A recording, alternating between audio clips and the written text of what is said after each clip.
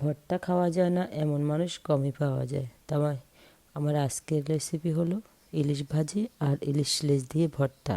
আসসালামু আলাইকুম everyone, welcome to cooking network. এখানে আমি 2টা ইলিশ মাছ নিয়েছি।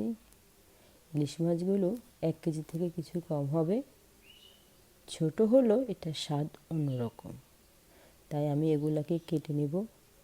এগুলাকে আমি মোটা করে কাটবো, যাতে ভেজে নেওয়ার পর এগুলা আরও পাতলা না হয়ে যায়, তাহলে খেতে ভালো আসবে না। আর দেখেছেন, মনে হয় যেন নদী থেকে এখনই উঠে নিয়ে এসেছি। ইলিশ মাছ খায় না এমন বাঙালি কমই পাওয়া যায়। ছোট বড় সবারই প্রিয় এই মাছটা।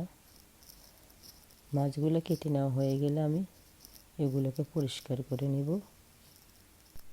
প্রথমে আমি 1 চামচ লবণ দেব, 1 চামচ হলুদ আর 1/2 চামচ লাল মরিচের গুঁড়া। আমি সব মাছগুলোকে মেখে নেব। আর এই লেজটা দিয়ে আমি ভর্তা করব, তাই এখানে হলুদ মাখবো না।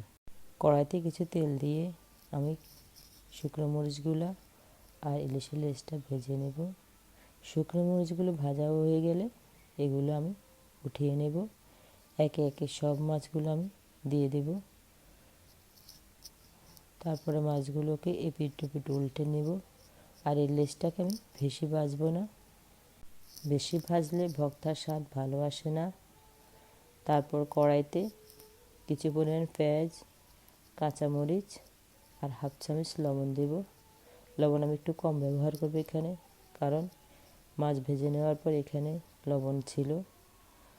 1/2 চামচ রসুন আর 1/2 চামচ জিরার গুঁড়ো দিয়ে আমি একে নেড়ে ছেড়ে নেব। তারপর কিছু ধনিয়া পাতা দিয়ে ভেজে রাখা মাছগুলো দিয়ে দেব। তারপর কিছু নেড়ে ছেড়ে আমি এটাকে নামিয়ে ফেলব। ভেজে রাখা শুকনো মরিচের সাথে অল্প একটু লবণ দেব। তারপর পেঁয়াজ কুচি আর ধনিয়া পাতা কুচি দিয়ে আমি এগুলোকে মেখে নেব। লেজটার কাটা ফেলে দেব। ফেলে দেওয়ার পরে এগুলোকে মেখে নেব। আর অল্প একটু সরিষার তেল দেবেন।